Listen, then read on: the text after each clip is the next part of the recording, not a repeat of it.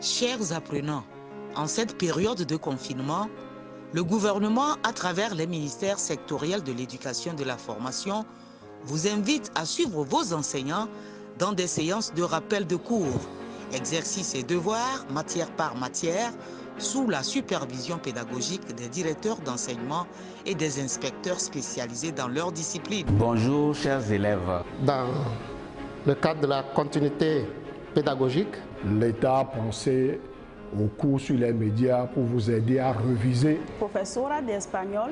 Inspecteur chargé de physique-chimie. Today, we are going to start our first session of revision. Vous aurez à suivre attentivement. À partir de leur poste téléviseur, il y en a qui nous suivent à partir de leur radio. Si vous êtes prêts, nous allons commencer. La valeur réelle de la philosophie. Il y a certaines erreurs que vous commettez dans ce type d'exercice. Ces rappels de cours sont mis à votre disposition à travers les radios, les télévisions et les applications web. En cette période de Covid-19, suivez les cours, faites vos exercices et continuez d'apprendre vos leçons en attendant le retour à l'école.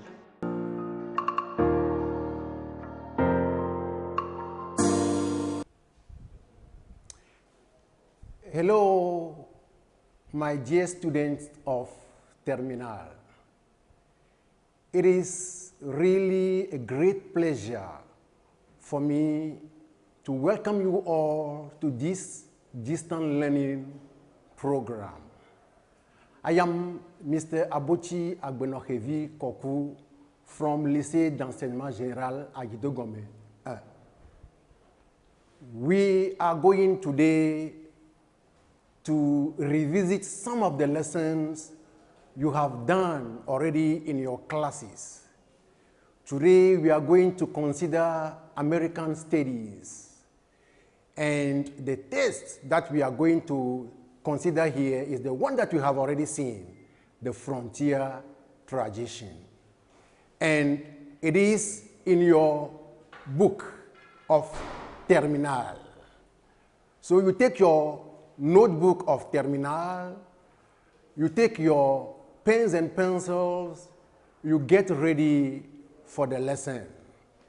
So once again, you are welcome to the program. Before we proceed, I would like to split out the main objectives of our lesson.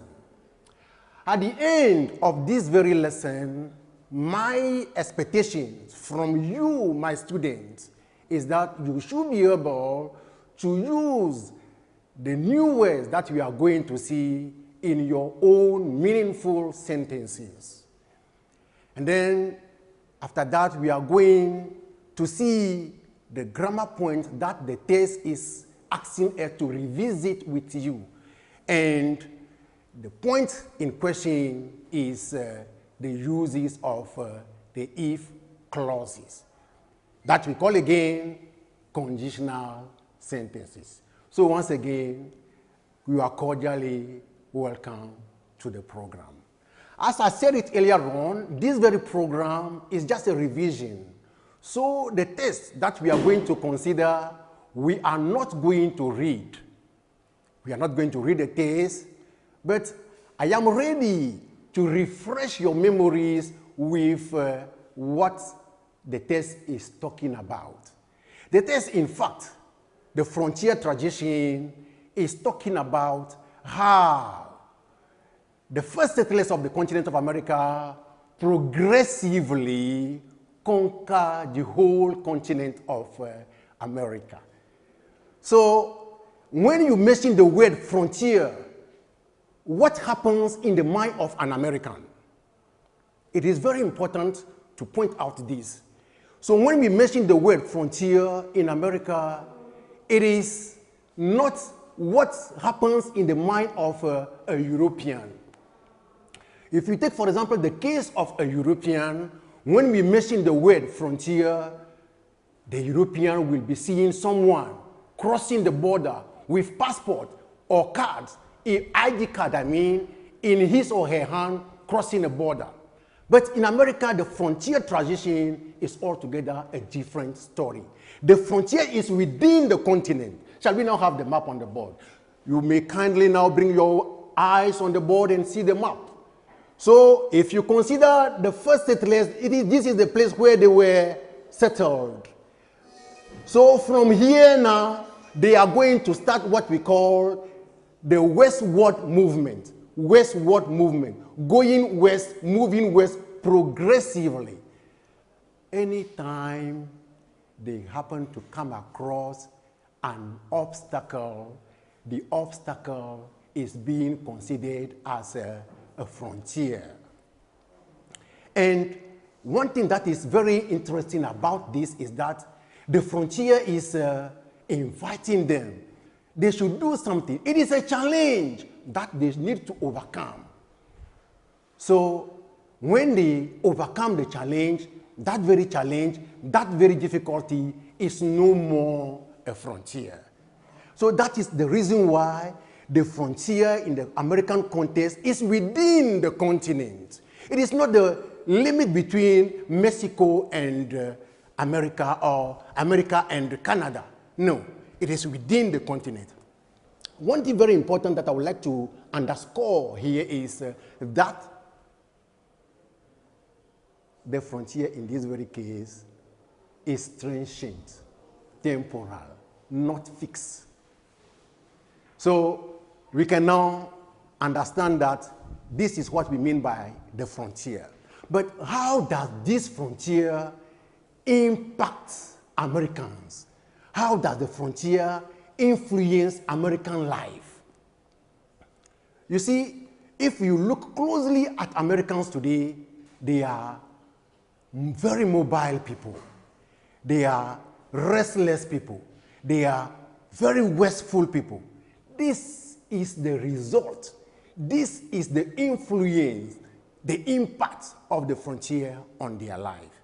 So roughly speaking, that is exactly what the test the frontier transition is talking about. So we are now going to move on with our first activity. We are going to revisit some of the vocabulary words that you have already seen in class. So you are, I'm sure, having your notebooks. Maybe you haven't seen exactly the same words, but we are going to see them all together now. The words that we are going to revisit are on the board. As you can see, we have historian, traceable, conjure up, and stamp. So these are the words we are going to see together. The text that you are having, the words that we have just mentioned, are from that very passage. Now, what we are going to do is a simple exercise first. Look at this. The exercise is saying, match the following words with their corresponding definition. Meaning that you are having an indicator in your hand. You are having something very important in your hand. That is the definition of the words. So with the definition of the words in your hand, you need to now know where you are going to look for the words. And this is where you have to be very clever. That the instructions are giving you detailed information. For example, if you take the A here, at the end we are having paragraph 1. That is, after the definition, we are having paragraph 1. So, as a candidate, as a student, sitting for my national exam, what should I do? I should know the importance of that very instruction. That the word is really in paragraph 1. So that is what we are going to do. But before we really go into details, remember that vocabulary is the key to communication. You mustn't neglect vocabulary. You shouldn't neglect vocabulary because it is what? The key to communication. And vocabulary is also the basis for the development of all the other skills. You want to read a passage and understand, the key is vocabulary. You want to have a very good composition, the key is vocabulary. You want to be good at pronunciation, the key is vocabulary. So you understand that when we come to the exercise of vocabulary or vocabulary exercise, we have to really be interested. We have to be really present in the room, body and soul. So I believe that you are really present, you are following what I'm doing from your various places. So the first definition that you are having on the board is saying,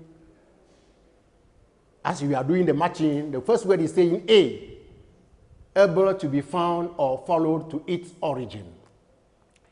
We are to consider paragraph 1 to see the word. The second word is B, say a person who study and write about the past. The word is to be found in paragraph 2. The third word is C, to bring something such as a feeling or memory to your mind, and that is in paragraph 2. The last one, which is to mark or impress with a design. The word is here in paragraph 1. So with these instructions, I'll be giving you the opportunity to try the thing before my correction. So I am waiting for you to start writing your sentences. And when you finish writing them, you just let me know that you are done with them, and I'll call upon you, you will answer. Sure, that one is a fact. Now, are we doing the work? Okay. It is just a simple exercise. You look closely at the definition, and then you look at the word that can be defined as the definition is putting it. Shall we now go and see? Let's go. Now, we are going to see the sentences one by one. The first word, able to be found or followed to its origin. We said in paragraph 1. So, able to be found, traced to its origin. What can be? The word is traceable. So, the answer is with traceable. Paragraph 1. A, traceable. Number B here, or rather B, are persons who study and write about the past. The word is in paragraph 2. Who are those who study and write about the past? Of course, you all have it. They are historians. It is correct. The C, to bring something such as a feeling or memory to your mind. It is in paragraph 2. You conjured up. And then the last one, D, to mark or impress with a design. It is to stamp or stamp. So you can see that these are the 4 words as defined. Now we have the definitions, we have understood the words. The best way for me to know that you have really understood my new word is for you to put them in a sentence for me. So please take your pen and pencils, your rough paper, write the sentences. Shall we now go to the answer? Good. The first answer, A, you are having it on the board. American restlessness and wastefulness are traceable to the frontier tradition. The sentence is a very good, meaningful sentence. Clap for you. Even if you're not having the same sentence as I'm having it on the board here, your sentence must be meaningful. That's all. The second sentence, B, the word in question is historian. So my aim is to become a renowned historian after my studies. Ambition, to become a renowned historian after my studies. Ambition, very good ambition. I like it. Let's go, let's continue with the C. The C is saying, the teacher is trying to conjure our lesson up. Yeah, the lesson that you have registered or you have learnt already, they are in your mind. But I'm trying to conjure them up, bring them back to your mind. So that is the verb to conjure up. The last one, look at this very sentence. Age stamped his face with lines. Age stamped his face with lines. Can you see now? I use stamp here as a verb. It is used here as a verb. And when somebody is getting old, you can see that age will make signs telling you that the person is now getting old. I believe you are really following me. So we continue with our next activity, which is activity 2. Our next activity, activity 2. And the test we have just considered, if I should repeat myself, is asking us to revisit with you the use of the if clauses. So may you please now start having in your mind the structures of the if clauses. Do you remember them? Look, we are having something that is saying type 0, if clause type 0. If clause type 1, if clause type 2, and type 3. These are the 4 types of if clauses that I will be really willing to revisit with you. So we are going to take the first one and see how it functions. It is saying type 0.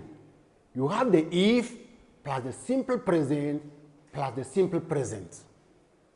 That is type 0. Type 1 now, you have if plus simple present plus a simple future. By simple future, we are having in the parentheses the will, the shall, etc. Type 2, if plus the simple past plus conditional present, or the would, the could, or the might. The last but not the least, which is type 3, is if plus past perfect plus conditional perfect. The would plus could, or the would plus have plus pp, or plus should plus have plus pp. Here, I would like to draw your attention to a very important issue. It is the use of irregular verbs. If you do not master your irregular verbs, you will really find it difficult to solve problems with if clauses. Because when we are talking about the PP, and it is an irregular verb, you don't know the PP of the verb, what do? You find it difficult to answer the question. So my piece of advice is that you revisit, you really go through your irregular verbs before the exams. Now that you are having a reminder of the structures that are on the board, we are now going to see some sample sentences. And the sample sentences are just going to be very simple exercise. Now your work your task here is you listen or you look carefully at the following sentences. The instructions are saying that notice the tenses of the two verbs and say what kind of condition each sentence is. Very simple exercise. You look closely at the sentence, you tell me which type of if clause we are having. So, are we ready to go? Very good. So let's take sentence number 1. This is going to be done together. We are doing it together. So there is no need to waste time here. The first sentence is saying, if I come, I shall see you. If I come. If plus the present. If I come, present, I shall see you, future. So it's a type 1. Really, you have it. So you look at the sentence and you try to identify the structure of the sentence, and that will be the solution for you. Sentence number 2 here. We would answer if we could. You have the would, we have the could. So we would answer if we could. Simple past, simple past. No, simple past, would. So we are with type 2. The third one, it would have broken if you had not caught it. It would have broken if you had not caught it. Look at this place, would have broken. The would plus have plus pp. So we need what? The past perfect. And we are having it. So it is type 3. Very good. Sentence number 4, if Cynthia passes her exam, she will go to university. Cynthia passes, present, future, type 1. Sentence number 5, if it rains, the grasses get wet. If it rains, present, the grasses get wet, present, type 0. Very good. You are really following. I really enjoy it. Look at this. The last sentence here is saying, if you heat ice, it melts. If you heat present, it melts present. If plus present, it is the type 1. So now we have done together an sample exercise. The next one that we are going to have, exercise 2, you are going to do it alone and I will correct it with you. You do it alone and I will correct it with you. The instructions are saying, supply a suitable tense of the verbs in brackets. Very important. These are the type of exercise that you come across on your exam papers. You should be all ears when you come across exercise like this. You listen to the teacher very closely for you to grab the maximum of instruction. So the verb to put into the parentheses, you are seeing them in color. So you are seeing them in color. So now what you are going to do is to do the job. You do it, and I'll come in with the correction. Great. Shall we now go? Very good. Look at this. Sentence number 1. If you be in, I should have given it to you. Look at this part of the sentence. I should have given. The structure here reminds you of what? Should plus have plus pp. Meaning that it is the third conditional. So I need to come here and look at my sentence. What do I need here? It is the past perfect I need here. So I should be having, if you had been in. Is that okay? If you had been in, I should have given it to you. Sentence number 2. If you, into parentheses, we are having not turn off that noisy radio, I shall scream. as the first part of the sentence is where you are having the problem, you go to the next stage or the next part of the sentence. I shall scream. That is a future. So what do you need here? You need a present tense. And as the subject is a you, so I need to work with the you. And be careful, I am having a negation here, not. I have to work with the not. So my answer will finally be, if you don't turn off that noisy radio, I shall scream. The third sentence is saying, if it be fine, the B is into parentheses, as you can see it in color. Fine tomorrow, I shall play tennis. As I said it earlier on, you consider the second part to see what is the tense there. Shall play tennis. It is the future. So you come back to the first part and see what you can do. It is future here. So I need what here? Present. So it should be, if it is fine tomorrow, I shall play tennis. The last sentence here is, if she were older, she have more sense. Very good sentence. So it is have now. You are having the simple past here. What do we need here? The conditional. So it should be, if she were older, she would have more sense. If you are having 4/4 here, clap for yourself. But if you're not having 4/4, no problem. We are together. This is the time of revision.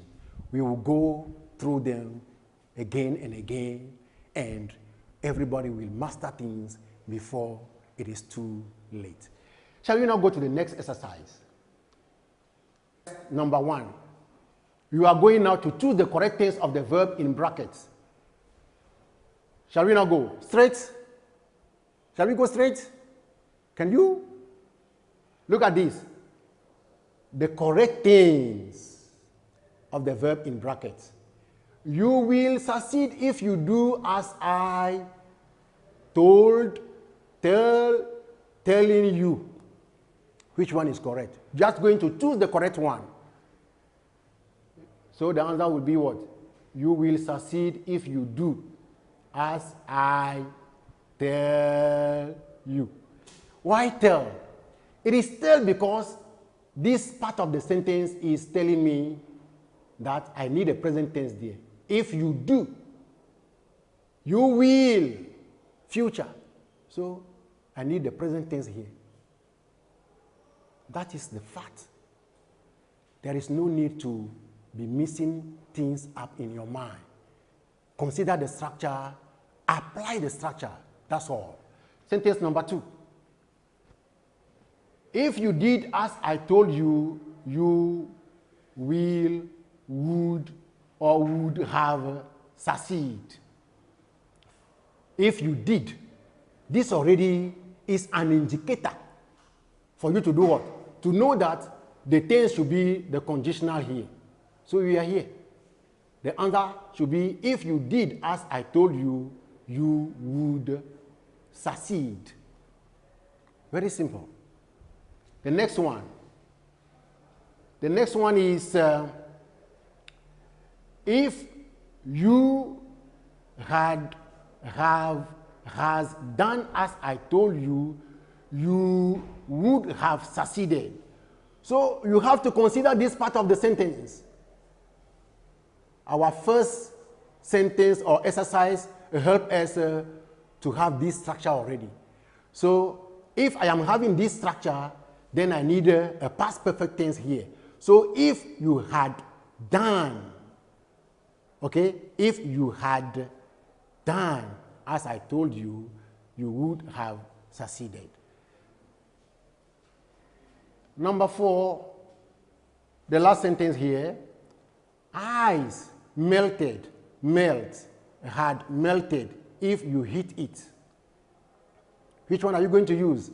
Ice melted, melt, had melted if you hit it.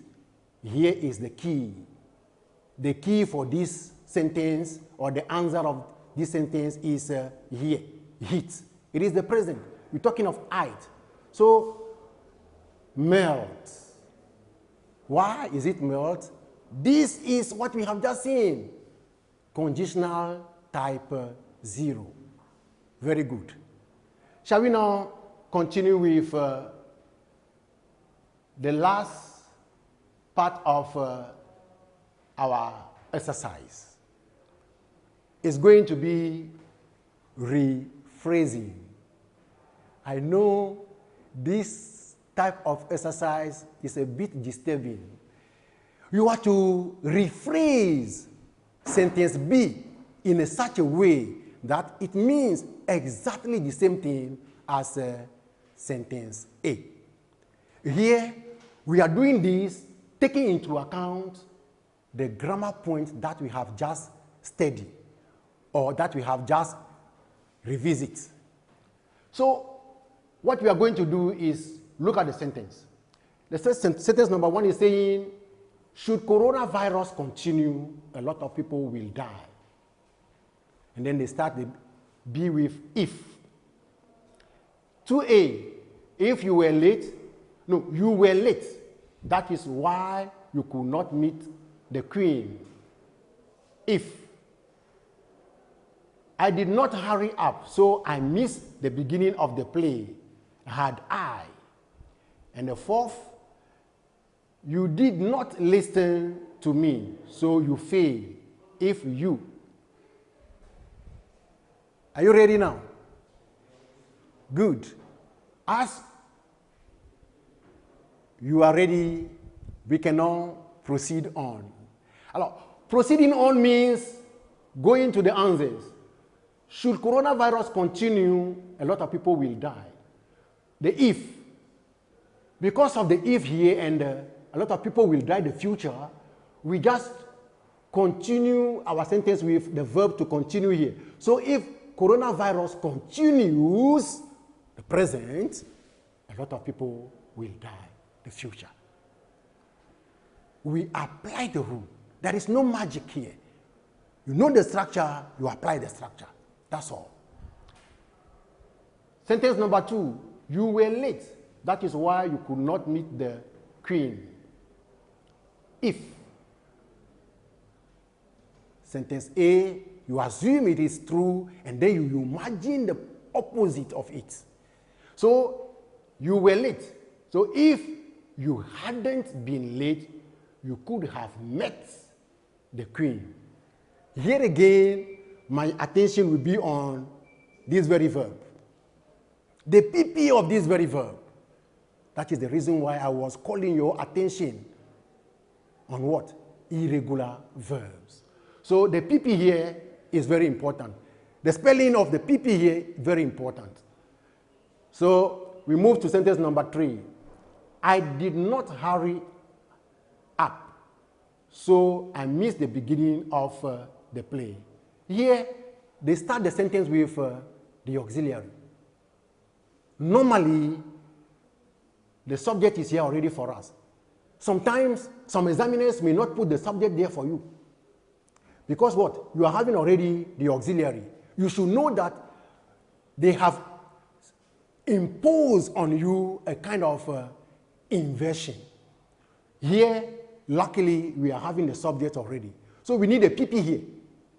So, had I hurried up, I wouldn't have missed the beginning of the play. That is it. Had I hurried up, I wouldn't have missed the beginning of the play. The last sentence says, you did not listen to me, so you failed. That will not be your case. You are listening to me. You are following me. So your case will not be that. So look at this. If you had listened to me, the PP here is a tricky PP. It's a tricky PP here. So you need to know that you need the finishing, ed. If you had listened to me, you wouldn't have failed. So that is that. So we continue now with our section that is now our recapitulation. What have we done today? Or what have we revisited today? Our two objectives from the very beginning were saying that we should be able, at the end of this very lesson, to use the new words that we are revisiting in our own words. You remember the new words? History, traceable, conjure up, and stamp. You may continue with your own homeworks, trying sentences on your own with the new words. Remember, vocabulary is the key to communication. After the first objective, we moved to the second one, which was what? The use of the if clauses. We have seen 4 types: type 0, type 1, type 2, and type 3. The structures, I believe, you are still having in your mind. They should be rather stuck in your mind forever and ever. But before I leave you, I'll be giving you a home assignment. The home assignment is asking you to do something. And it is in our students' book for Togolese students, book 3, page 10. I believe you are all having the book. And you go to page 10, and there is a wonderful homework there for you. Writing. And the topic is saying, what is the importance of immigrants in a country? Remember that the test that we have just studied is talking about immigrants, the frontier tradition. So you need to know what is the importance of immigrants in a country. You need to know the importance of immigrants. So with that, I bring the curtain down on the lesson of the day. Thanks for lending me your ears. See you next time. Good. For you terminal students, this message is specially meant for you. Because if we consider the way you write at the exam, we need to really let you know things that you are not taking into consideration and you are having problems. When, for example, you take the reading comprehension passage, you take, for example, the reading comprehension passage, the first thing you should do is not to be in a rush. No, you have 3 hours. You take your time. You read through the text. That very first reading is very, very important. One is not in a rush.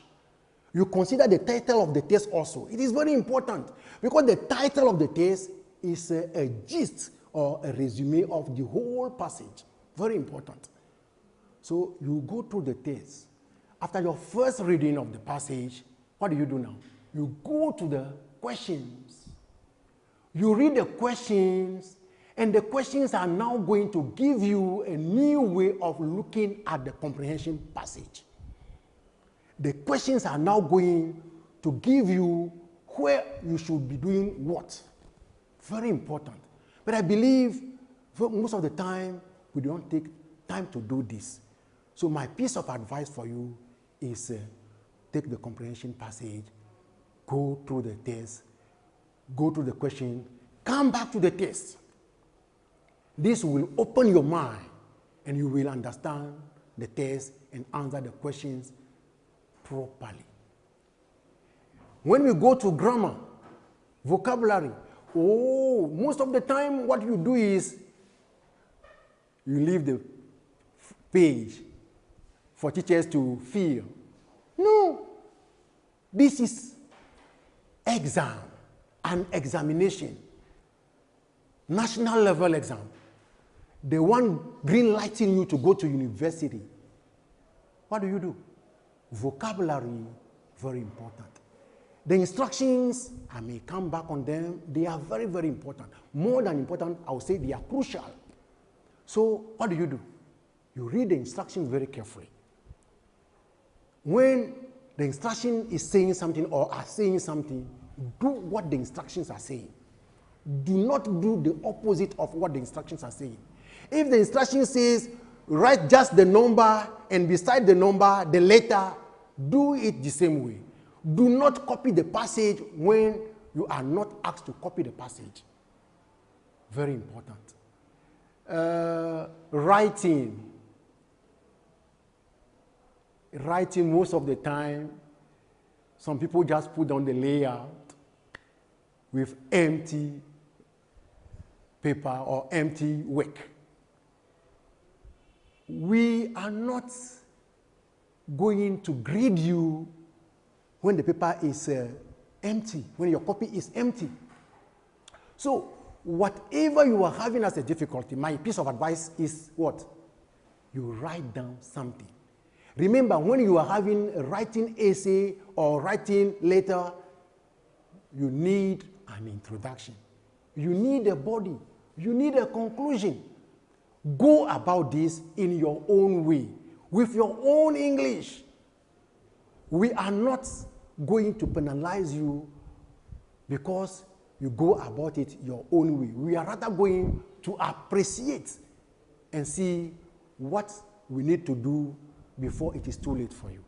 So my piece of advice is that you take your time whenever you are before your exam papers. Thanks for lending me your ears. Bye for now.